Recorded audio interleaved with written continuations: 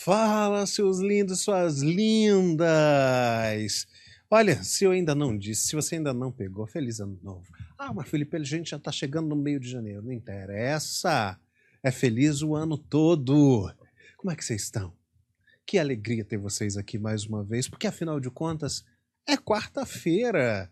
E quarta-feira, você sabe, tem um compromisso às 8, não posso faltar. Porque quem falta não vai pro céu. Não é assim que eu brinco com vocês?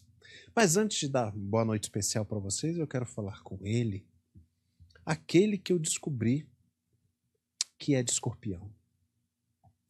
E que, por ser de escorpião, e eu ter as minhas dúvidas sobre signos, eu não sei mais se ele será uma pessoa de confiança. Ah, mas uma pessoa de escorpião é uma pessoa de confiança. Eu não sei, o escorpião ferroa. E eu já fui ferroado por escorpião quando eu tinha 8 anos, então eu não sei. Mas na via das dúvidas, nesta via dolorosa, seja bem-vindo, Paulo. Obrigado. Ainda boa noite pro público. Descubram se eu sou confiável ou não agora. Paulo, me diz aí, você que é uma pessoa muito crente, que acredita em tudo quanto é coisa e em nada ao mesmo tempo, você já se aproximaram de você, romanticamente falando, e já perguntaram o seu signo? Já, não necessariamente romanticamente falando, mas pessoas em rodas já perguntaram, algumas delas em algum momento a gente acabou tendo alguma coisa, mas já foi perguntado, de que signo você é? Eu falo, escorpião. Ela fala, vingativo. Pão de cama, mas vingativo. Ah, tem essa também? Eu sempre escutei esses dois. Aí eu falo, nada a ver. Não sou vingativo e não sou bom de cama. Ah, então tá. Então, para deixar bem claro, para não ter expectativas, entendeu? É porque a gente teve a Mônica aqui, e a Mônica, no meio da conversa, ela falou assim: Paulo, qual é o seu signo? Eu, Paulo, sou de escorpião. Ela, signo de terra, bom. Eu falei, não conhece. Não conhece. Mas boa noite, seus lindos, suas lindas. Você sabe que aqui a gente brinca sobre tudo, a gente fala sobre tudo. Ano passado a gente teve um sheik aqui, a gente teve uma astróloga, a gente falou sobre Bíblia, sobre espiritualidade, sobre metafísica e sobre o dia a dia. Então, ó, aproveita, chega chegando, deixa o seu like, deixa a sua pergunta, que quando eu não respondo durante aqui o ao vivo, você sabe que eu volto no vídeo, anoto a sua pergunta para responder no próximo, hein? Então vamos começar começando? Porque para afinal de contas não dá para começar terminando, né? VitorCosta.pa pergunta assim: é verdade que no céu Deus vai apagar nossas memórias e não vamos nos lembrar dos nossos amigos? Posso só fazer um adendo? Pode fazer um adendo. Durante a leitura ótima leitura da pergunta, eu achei realmente que a pergunta dele ia ser: é verdade que no céu tem pão? Tem pão? Era mas é frase claro, do Didi. Mas é claro que tem pão. Aí... Você acha que não vai ter pizza? Como que vai ser céu se não tem pizza, se não tem pão? Certeza que tem. Deus é quase italiano. É quase. Oh, eu não vou entrar nesse mérito, porque você sabe que a pizza não é italiana, o macarone não é italiano. Eles roubaram tudo? Eles se apropriaram. Sabiam. Cara de europeu. Ah, tá vendo? Colonizável. Mas olha só. Paulo tá interativo hoje, né? Paulo tá interativo.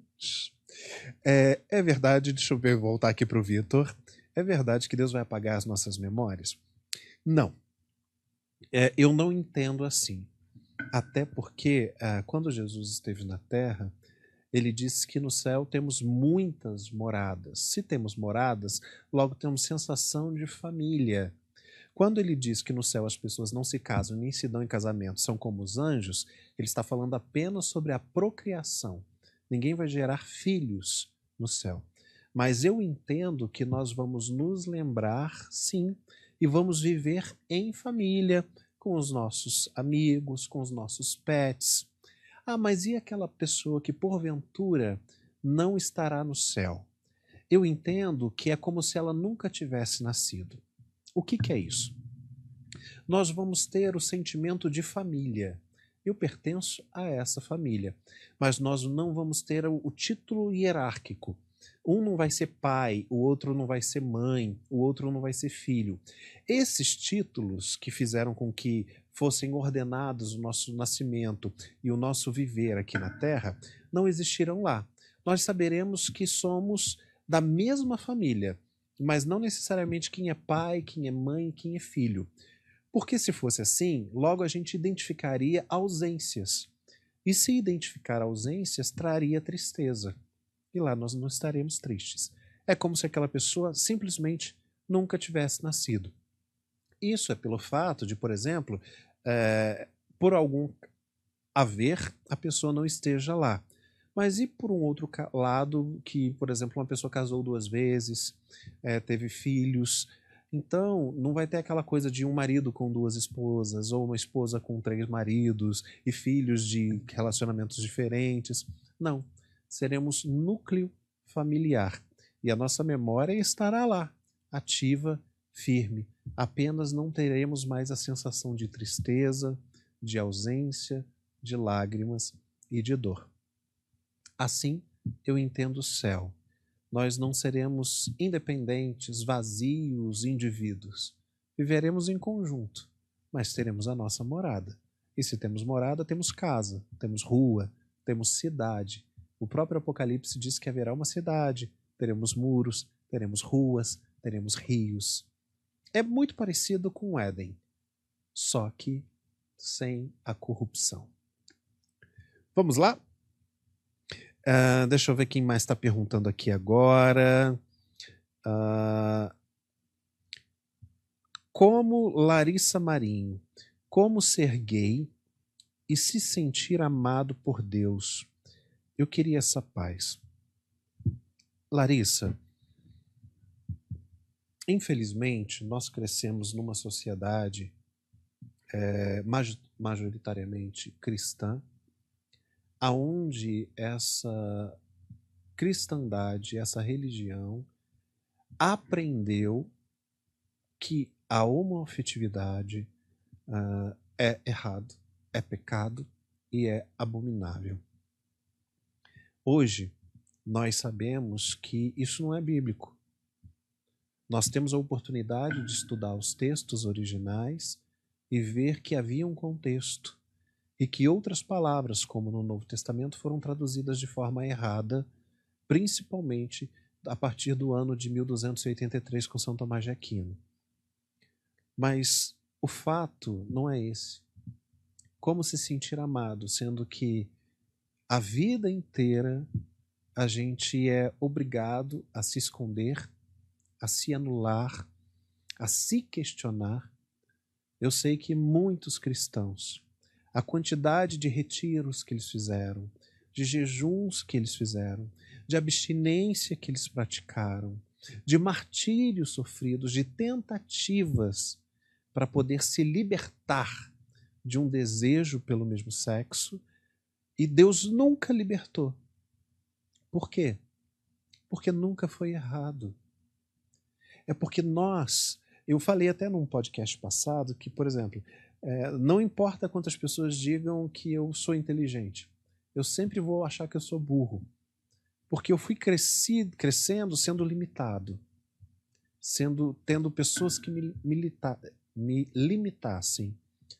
Então, hoje, eu preciso fazer um exercício para achar que eu sou capaz. Da mesma forma, se sempre disseram que você é errado, endemoniado, está em pecado, é uma abominação, é muito difícil se reconstruir. Mas o primeiro passo é: saiba que você não está errado. Deus não te odeia, Deus não te abomina e a Bíblia não te condena. O segundo passo é: não frequente lugares que te tratem mal. Não frequente lugares que te tratem como uma aberração ou uma abominação. Que finjam que você é bem-vindo, mas que não te dão lugar de honra. Não vá a igrejas que dizem que te aceita, mas que jamais faria o teu casamento, porque dizem que é errado. Ou seja, eles não te aceitam, eles te toleram. Eles querem você lá como um número e por causa do seu dízimo. Mas você não é aceito lá, você é tolerado. Não frequente lugares que não te aceitem. Procure outros. Hoje nós temos igrejas afirmativas, inclusivas, ou até mesmo, se necessário, estude em casa, faça um curso. saiba que, apesar de ser gay, nascer decepcionando os pais, lutando contra o governo para existir e brigando contra a religião, Deus jamais abriu mão de você. Deixa eu ver mais uma aqui, porque esse povo tá falando. O povo, acho que por causa do Francisco, do Papa Francisco, essa coisa do gay tá muito em alta, né? Mas a Rafael pergunta aqui, você realmente é gay? Não é hate, é só uma dúvida mesmo. Não, eu tô encenando, entendeu? Paulo, Oi. Vamos lá. Você sabe que quando eu me assumi, tinham 3 linhas de raciocínio. Uhum. A primeira delas dizia o seguinte, ele sempre foi gay, ele apenas está se assumindo agora. A segunda linha de raciocínio dizia assim, não, é claro que ele se tornou gay, afinal de contas, depois de uma decepção como ele teve, qualquer um se tornaria gay. A terceira linha de raciocínio dizia assim, ele nunca foi gay, ele não é gay, isso é apenas marketing. Entendi. Entendeu? Então eu sou obrigado a beijar um barbudo só por marketing, né? Então assim, as pessoas elas têm muita coisa, queridos, assim, existe a bissexualidade, são pessoas que podem se sentir atraídas pelos 2 sexos, não necessariamente ao mesmo tempo, tá? Porque o fato de você ser hétero, por exemplo, um homem gostar de uma mulher, não significa que ele vai sair pegando todas as mulheres. Isso não é heterossexualidade. Isso é promiscuidade. Da mesma forma, se você é gay ou lésbica, você não vai sair pegando todos os homens ou todas as mulheres ao mesmo tempo. Isso não é ser gay ou lésbica, isso é ser promíscuo. O bissexual, da mesma forma. Ele pode em algum momento se interessar por homem, em algum momento se interessar por mulher. Não é ser promíscuo, é ser bissexual. Hoje eu me entendo muito mais gay, porque quando eu penso em construir família, eu penso ao lado de um homem. E sim, eu sou, e não estou atuando, e não é por marketing. Eu só não fico usando rosa e desmunhecando, mas esse é o meu jeito. E quem usa rosa e desmunheca, show de bola. Por quê? Cada um é cada um. Tem uns que são mais padrãozinho, tem uns que são mais efeminados, e é horrível saber que dentro da própria classe também existe preconceito sobre pessoas que são fora do padrão. É porque eu sou mais na minha. Mas se algum dia eu quiser usar rosa, quiser botar uma peruca e quiser, sei lá, imitar uma drag queen, acho que a única que eu conheço é a Glória, eu vou fazer. Só que do meu jeito. Então, respondendo a pergunta que não tem nada a ver com o programa, porque o que eu recebo de pergunta pessoal aqui, entendeu? Só para ser justo também, a ideia de marketing é maravilhosa, porque claramente alguém escolheria isso como marketing, escolheria você poder sair na rua e apanhar deliberadamente, porque acontece, a gente sabe que eles apanham à torta e à direita aí de graça. Então, parece uma escolha de marketing muito inteligente mesmo de se fazer. Eu nem ia entrar nesse mérito, porque assim, as pessoas acham, porque eu me declarei antes, na véspera do lançamento do meu livro Encontro Marcado, Paulo. Antes de me declarar, o meu livro, na pré-venda, ele tinha explodido de vendas. Quando eu me declarei, é porque eu não queria que as pessoas comprassem uma coisa achando que eu era outra. Então eu liguei para a editora, eu falei isso, e as pessoas falam, ele fez isso para poder aparecer na mídia e logo vender mais. Porque elas acham que ser gay tá na moda. Que você ser gay abre todas as portas para você e você fica milionário e aparece na mídia. Quando que na realidade não tem nada disso. Quando eu me declarei, todas as pessoas, 90% cancelaram a compra dos meus livros. Então foi um marketing muito mal feito. E segundo, ter que sofrer hate diariamente de religiosos me mandando para o quinto dos infernos. A pergunta que eu faço é por que não para o quarto dos infernos, por terço dos infernos, para o segundo dos infernos, tem que ser para o quinto. Entendeu? Uma figura. Mas tudo bem. Para mim já não dói mais. Só que não dói em mim. Imagina as outras pessoas que não têm esse entendimento. em sã consciência, escolheria, nesta sociedade que nós vivemos, se declarar gay. É muito mais fácil viver dentro da bolha, no padrãozinho. Mas isso já vai dar pano pra manga, porque eu já falei demais. Vale até o que não devia falar, mas eu sei como é que vai ser. Então, marketing, tá? Marketing. Melina, sempre presente, pergunta: o que significa a palavra pecado? A palavra pecado, no grego, acho que é armation, né? Significa errar o alvo. Mas ela tem um sentido... como as palavras em hebraico, elas transmitem cheiro, cor, sentimento, e não apenas uma coisa literal, o grego também ele é muito mais amplo do que o português, que mesa significa mesa. Armation, ou errar o alvo, no sentido do pecado, é como se houvesse um flecheiro, um atirador de flechas, ele tivesse a sua aljava com várias flechas, ele apontasse no seu arco, apontasse para um alvo e fosse treinando. E ele errava. E ele, na outra, ele acerta. Acertou? Que legal. Errou? Tenta de novo. O pecado não é aquela coisa, cometi um pecado, tchau e benção, você é desgraçado, tá queimando no inferno. Não. É como se você tem um alvo, você tenta acertar. Na maioria das vezes, você vai errar, mas tudo bem. É como uma criança que tenta caminhar. Antes de ficar em pé, ela cai o tempo inteiro. Antes de dar os primeiros passinhos, ela cai o tempo inteiro. E depois que a gente já tá velho andando, a gente também cai. A gente tropeça, cai, se rala todo. Isso é pecado. É você ter um alvo de ser melhor, de fazer o bem e nem sempre continuar, e nem sempre conseguir fazer. E aí você erra. Mas você ainda tem muitas flechas aqui para poder acertar de novo. Este é o sentido. E não aquele sentido de cometeu, está na danação eterna, vai para o inferno e o diabo que te carregue. Deixa eu ver mais o que aqui que o povo está perguntando. Foi por causa do Papa mesmo. Raul Moreira. Felipe, eu sou católico. Qual a sua opinião sobre o fato do Papa Francisco apoiar a benção gay? Exatamente. Isso está muito em alta agora. Por quê? O Papa Francisco, que vista-se agora, haja de passagem, o que tem de religioso católico do clero se levantando, dizendo que ele é uma fraude, que a eleição dele, do Habemus Papa, foi forjada, e que ele não é Pedro, e não sei o que. Até ontem era. Mas aí agora, por causa da bênção, o que tem se levantado de padres, de bispos, dizendo que ele não é muito triste.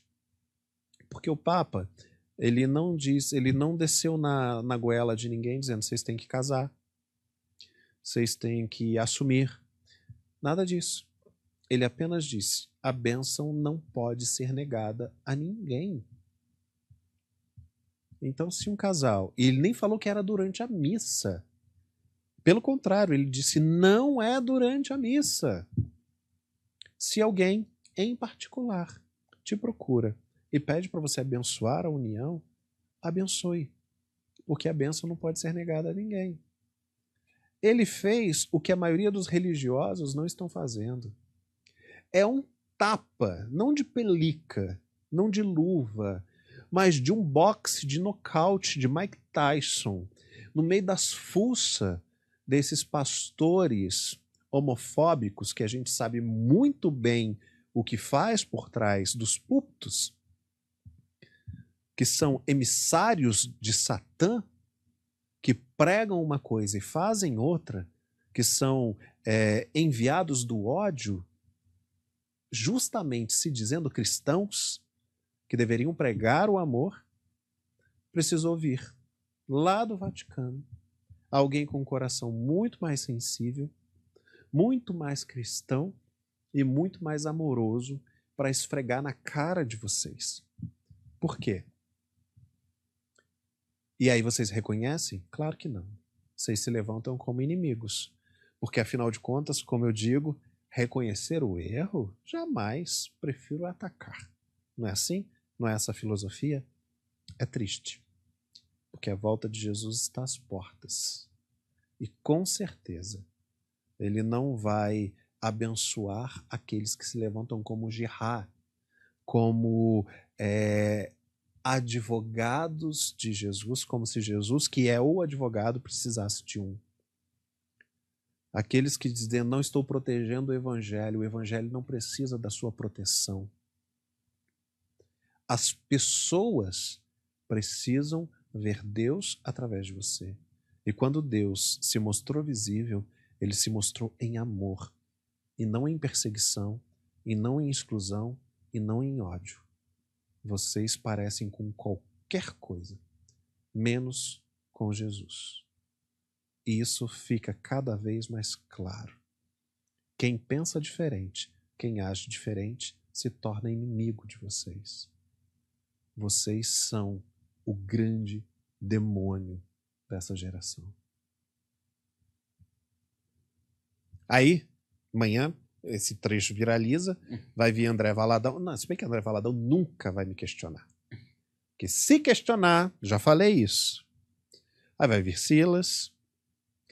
Você sabia que uma vez eu estava no aniversário do neto, né? Do Silas. O neto do Silas? Na casa do Silas Filho com a esposa Raquel. Uma noite interessante, aparentemente. Tava lá. Eu conheci bastante, né? O Silas Filho e principalmente a Raquel. Digamos assim, que a gente acaba sabendo de muita coisa, né? Cilinhas, né? Como a gente fala. Cilinhas, como a gente fala. Amanhã ele vai roer as unhas do pé.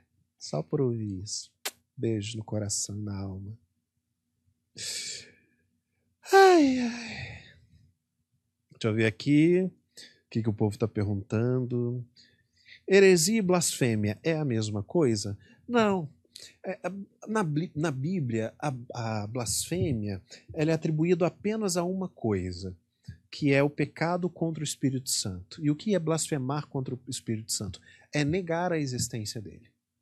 Se você nega a existência do Espírito Santo, a ação do Espírito Santo, logo você não se torna possível ser convencido do pecado, da justiça e do juízo. Se você não entende o pecado, a justiça e do juízo, logo você não se arrepende do mal que você possa fazer ao seu próximo. Então, negar a existência, a ação do Espírito Santo é o único pecado imperdoável, ou seja, a blasfêmia.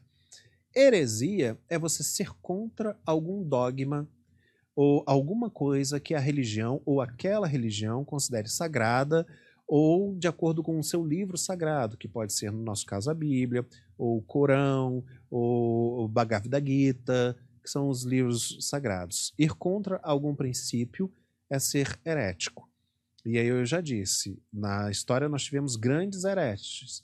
Jesus foi um grande herege, porque ele foi contra o sistema, os dogmas. Paulo, Pedro, Lutero, Martin Luther King, entendeu? Toda pessoa que bate no sistema e não aceita ser subjugado para que um nicho do clero, seja ele gospel ou cristão, católico, se dê bem às custas do povo, essa pessoa é chamada de herege. Essa é a diferença de heresia e blasfêmia.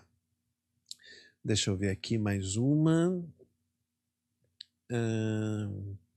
Deixa eu ver. Cadê? Se possível, Marli, minha querida, fale sobre Mateus 24. Mateus 24, na Bíblia, ele precisa ser lido e entendido junto com Marcos 13.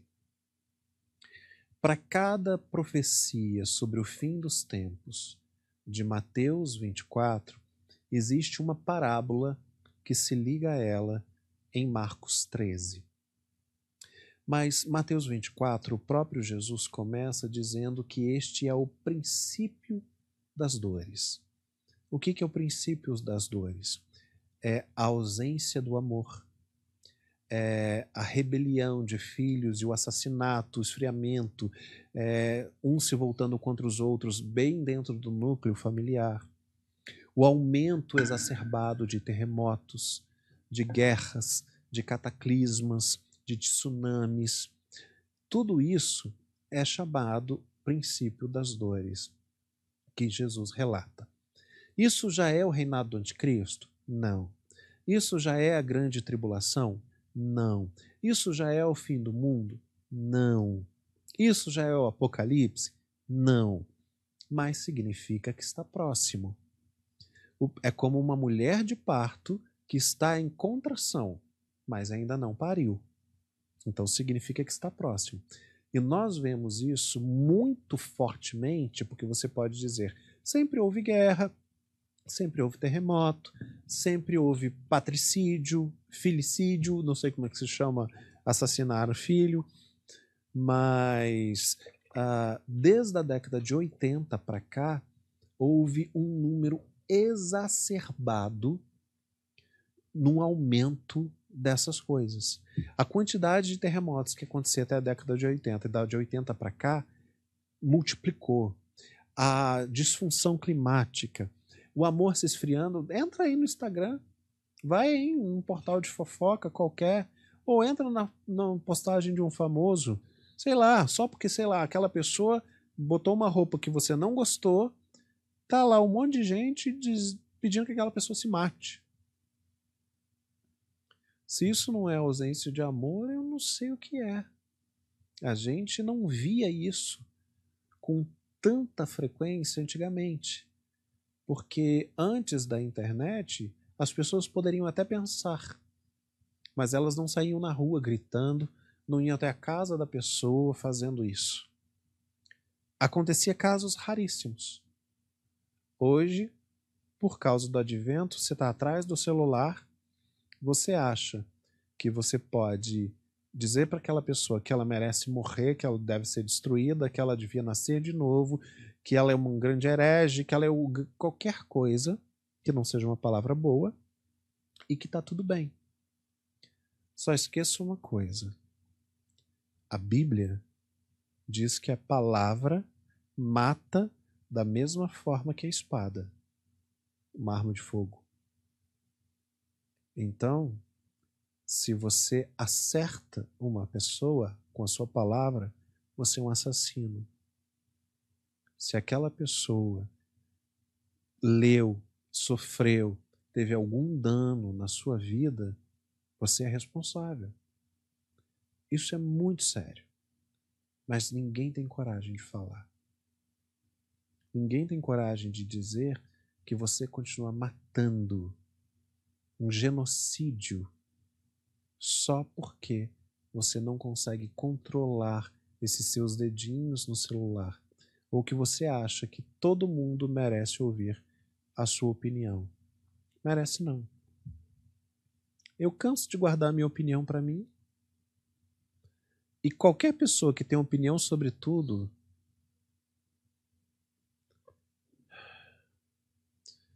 deveria baixar a guarda, se recolher à sua insignificância, alecrim dourado, e pensar mais. Porque, salvo se as suas palavras são sempre de bênção, você está matando. E tirar a vida de alguém não é porque você não está vendo o sangue escorrer que a alma não está se quebrando. Vamos ver se temos mais alguma pergunta aqui. Você falou sobre Adão e Eva no paraíso. É verdade que o Éden era de verdade na Terra? Eu sei que muita gente tem essa dificuldade de entender o primeiro casal no Éden. Mas as referências que nós temos do Éden é que ele fica entre o rio Tigre e o rio Eufrates. O Gion e o Pison, a gente não tem mais esses rios hoje em dia. Então, não dá para a gente saber onde. Mas entre o rio Tigre e o Eufrates, nós temos hoje uma cidade no mundo que está exatamente entre esses dois rios, que é a cidade, é a capital do Iraque, Bagdá.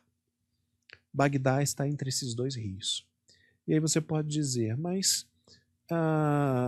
É um deserto lá. Não tem nada a ver com o Jardim do Éden. E aí eu posso te levar para duas coisas. A primeira é se você imaginar que o Jardim do Éden seja um local físico na Terra. Então você vai imaginar, a partir do momento que Deus arranca do jardim a árvore do conhecimento, porque quando ele cria tudo pela palavra, mas quando ele fala sobre o Jardim do Éden, a Bíblia diz que ele plantou, ele não criou pela palavra, ele plantou um jardim no Éden e lá depois ele colocou o ser humano. Da mesma forma, a árvore, árvore da vida, ela é arrancada de lá. Porque a árvore da vida, ela é a árvore da imortalidade. E ela some. Nós não temos pessoas imortais, então não temos pessoas comendo seus frutos. Ela aparece novamente em Apocalipse, na Nova Jerusalém. Então nós temos que a árvore da vida, quando ela é arrancada do Éden, ela é plantada nos céus, para que nós tenhamos acesso a ela na Nova Jerusalém, após o Apocalipse. E se a árvore da vida é arrancada de um lugar, se a vida é arrancada de um lugar, logo ali fica uma terra árida. Bagdá é uma cidade desértica, é um deserto. Então faria todo sentido isso. Os rios ali em volta, mas as areias ali de uma terra desértica. A outra coisa que você pode imaginar é que talvez o Jardim do Éden pudesse ser uma dimensão paralela, como é o céu e como é o inferno. São dimensões, não são lugares físicos. Como eu já brinquei aqui algumas vezes, você não cava até chegar no inferno. Ou você não pega um foguete, sobe até chegar no céu. Não, são lugares espirituais, são dimensões espirituais. E o que acontece é que quando Adão e Eva pecam, quebram essa aliança com Deus, eles são expulsos de lá. Logo, ao serem expulsos dessa dimensão paralela, desse multiverso, eles sim caem na terra normal, e aí é onde há cardos, abrolhos, espinhos, dores, fadiga, sol quente, inverno e as dificuldades da vida no dia a dia. Mas eu acredito sim que o Éden foi um lugar e nós temos dois rios, principalmente para provar, dando um lugar exato no mapa.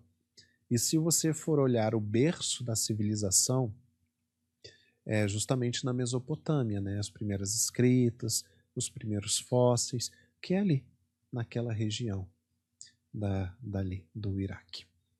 E da Mesopotâmia, nós temos os sumérios, dos sumérios, os babilônicos, dos babilônicos, estou falando de grandes impérios, né? Da Mesopotâmia surge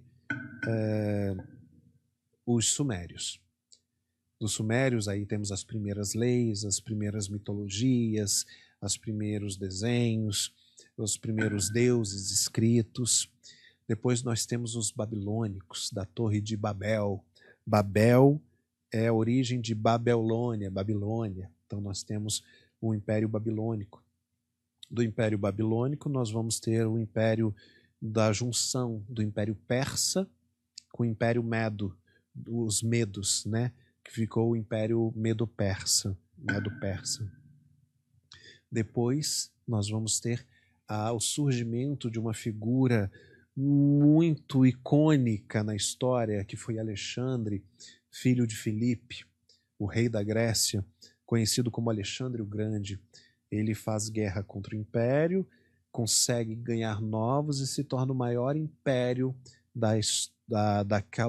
do mundo. Com a queda de Alexandre o Grande, surge então o Império Bélico.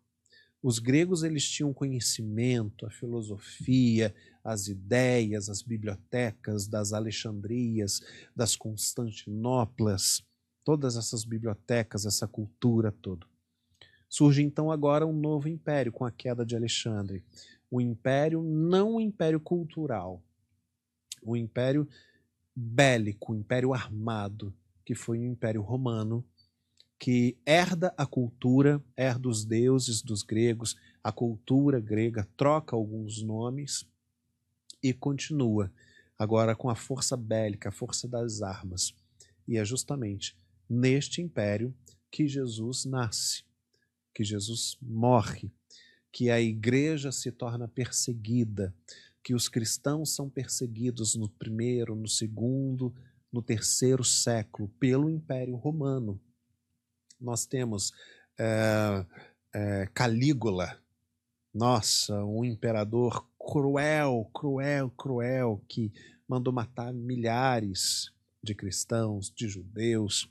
Nós temos Vespasiano, que constrói o Coliseu em Roma e faz 100 dias de festa para a inauguração do Coliseu e sacrifica a cada dia 1000 cristãos. Então, 100.000 cristãos foram sacrificados no Coliseu para a inauguração dele. Ou seja, a gente pode dizer que ali o asfalto do chão do Coliseu foram sangue daqueles que não professavam a mesma fé, aqueles que aceitavam a Jesus. Quando eu falo sacrifício, é porque muitos eram colocados com gladiadores, muitos eram colocados com leões, com elefantes, ou simplesmente torturados até a morte mesmo. Então foram 100 dias de festa para o povo com o assassinato de 100.000 cristãos. Vespasiano foi uma pessoa bem, bem cruel. Depois você vai ter o Império Romano evoluindo, as igrejas surgindo, indo um bispo para Roma, outro bispo ficando em Israel, até que surge Constantino, que era um dos 4 tetrarcas do Império Romano, que não queria mais fazer guerra contra os outros, mas guerra entre eles, para ficar com o império todo para si, e ele não tinha material humano, soldados suficientes para isso.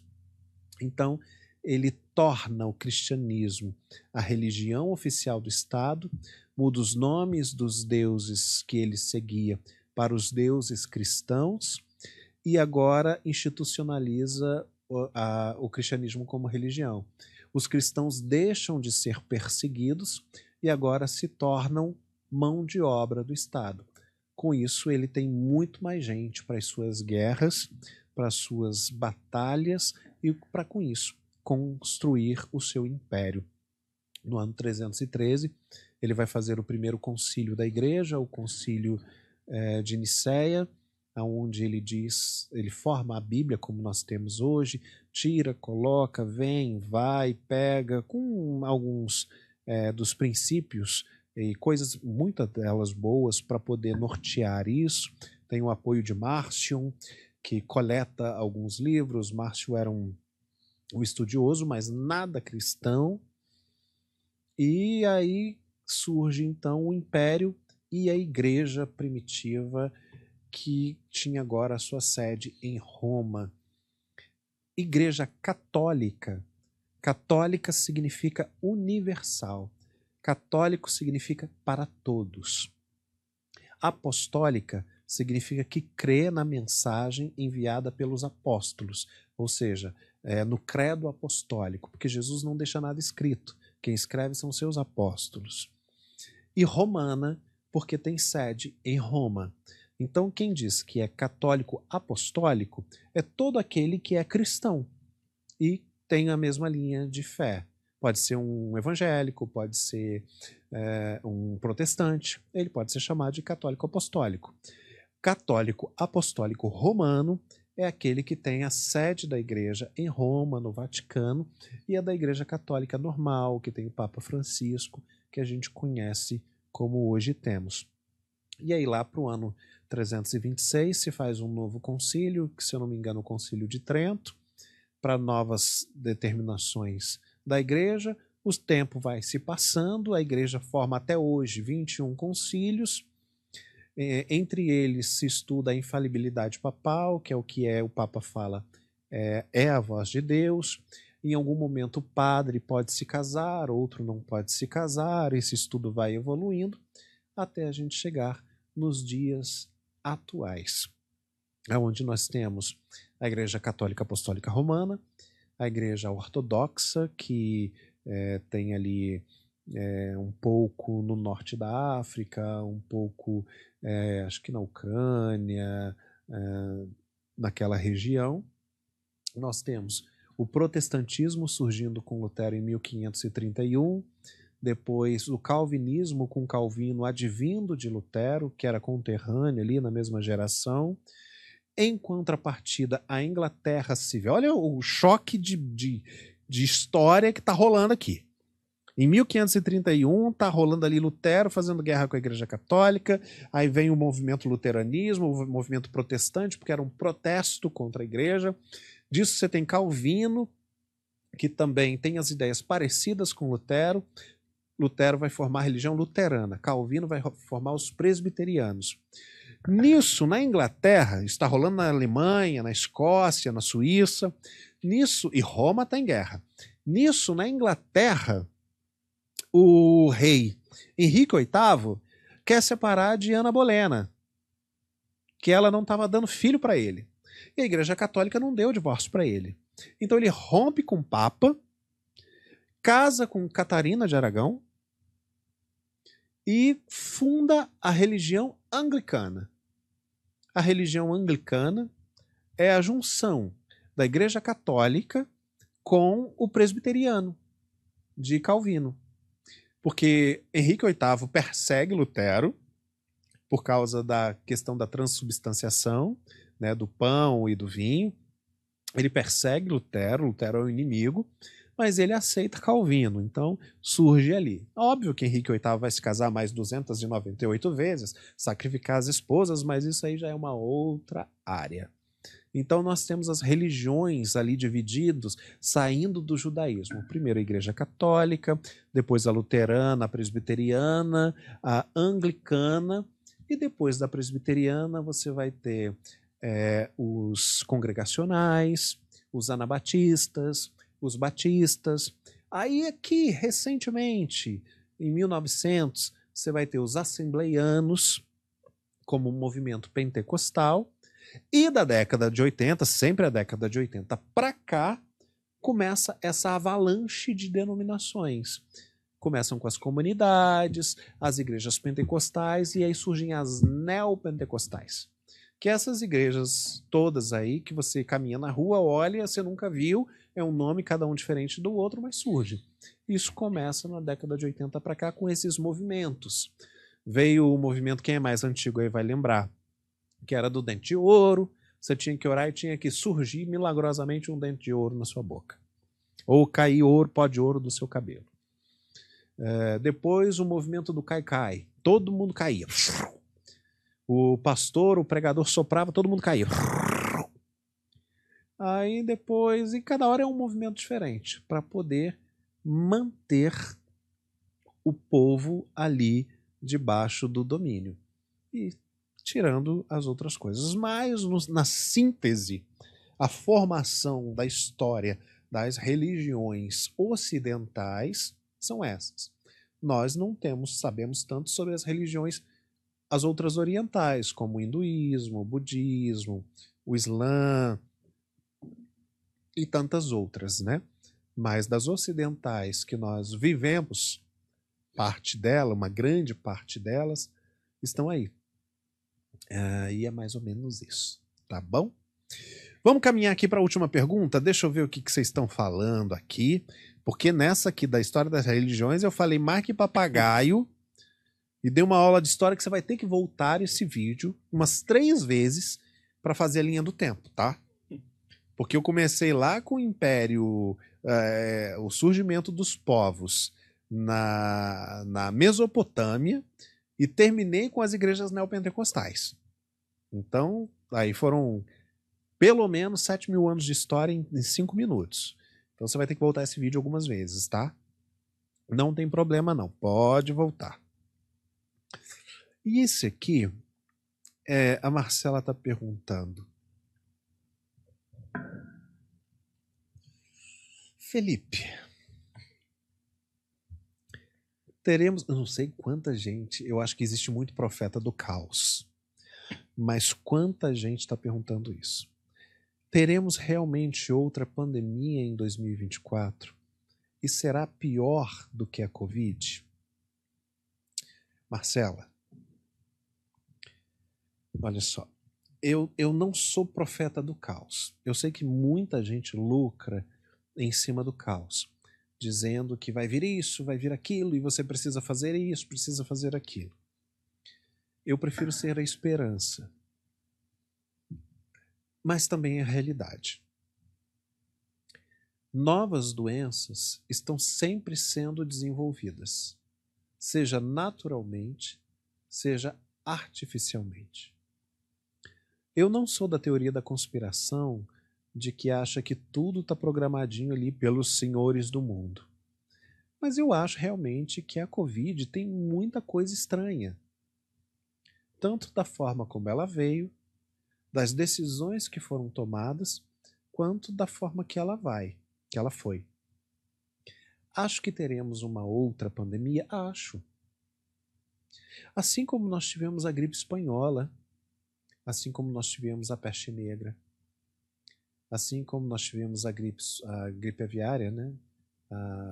a peste dos porcos, o ebola, mas a nível mundial, se torna nível mundial porque nós estamos muito mais mundiais.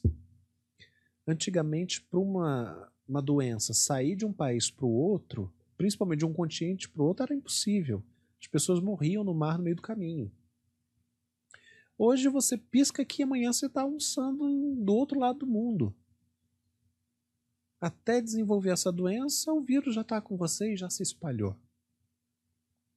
Então, sim, eu acho que nós teremos outras pandemias. Piores. Piores porque é a única forma de alertar, porque as menores a gente passa despercebido. Ninguém fala sobre os perigos e a mortandade da dengue, da chikungunya, da zika, das gripes comuns ou da HN1N1. Lembra quando foi uma tragédia quem pegava H1N1? Então, assim, hoje nós temos a mídia circulando 24 horas e nós temos a acessibilidade. Isso faz com que qualquer doença que nós não tenhamos imunidade se torne uma pandemia fora do controle. Então, sim, eu acho. Ela vai vir naturalmente? Tão rápido assim, seria difícil acreditar que fosse naturalmente. Uma coisa vindo muito rápido atrás da outra me acende a luzinha de que parece uma coisa projetada, uma coisa fabricada, uma coisa planejada. Pode ser uma teoria da conspiração? Não sei. Mas o que eu sei é que nós não sabemos o dia de amanhã. E nós precisamos sempre viver o hoje acreditando que talvez possa ser o nosso último dia. A gente pode não morrer de uma pandemia, pode morrer atropelado, um ataque cardíaco, de um AVC, de qualquer outra coisa. A pergunta é, quando a gente for, o que vão dizer da gente? Vão lembrar com saudade das palavras, dos aconchegos, das pessoas que você reuniu, da paz que você instaurou, do amor que você exalava? Ou vão chorar no seu velório para manter as aparências e quando as luzes se apagarem, todo mundo dizer, graças a Deus, foi embora. Ninguém aguentava mais. Essa pessoa só causou destruição. E aí? Então a gente precisa viver o hoje, transmitindo paz, transmitindo amor. Essa é a maior dificuldade, mas é a melhor vacina. E aí, se vier outra pandemia, a gente esteja preparado para lutar. Já vencemos uma, venceremos outra, se Deus quiser. E é isso. Seus lindos, suas lindas, eu sei, o ano está só começando, né? Mas fazer o quê? A gente está aqui para conversar. Não se esqueça, você pode curtir, você pode comentar, você pode deixar sua opinião sobre os assuntos que a gente já falou, você pode compartilhar trechos. E se você deixar sua pergunta aqui, ela pode virar a pergunta do próximo programa, que eu também posto lá nas minhas redes sociais. E antes de eu dar um tchau especial para você, eu quero dar tchau para ele, que hoje ficou mais participativo, que hoje ficou mais interativo, que hoje ficou saidinho. O que foi? O que você comeu hoje, Paulo? Praticamente nada, né? Pelo que você viu. Comi um tubete de chocolate. Que eu nem sabia que o nome daquilo era tubete de chocolate. Eu não sei, eu chamo de tubete por... É um canudo, tipo um canudo de refrigerante. Só quem conhece aquele Lux, um não assim. sei. Não conheço o nome. É um canudinho recheado. Entendi. Pra pelo menos agitar a glicose? Possível. É igual criança quando come doce que fica agitado? Talvez. Então, Paulo, obrigado mais uma vez. Obrigado pela paciência, obrigado pelo carinho e uma boa noite para você. Boa noite, Heidrich. Boa noite, nosso público. E nos vemos aí nas próximas quartas-feiras. Quartas-feiras, às 8 horas. Meu boa noite especial para você. Olha, Deus abençoe. Até quarta-feira que vem, se Deus quiser. E fique com Deus. Um beijo no seu coração. Tchau, tchau.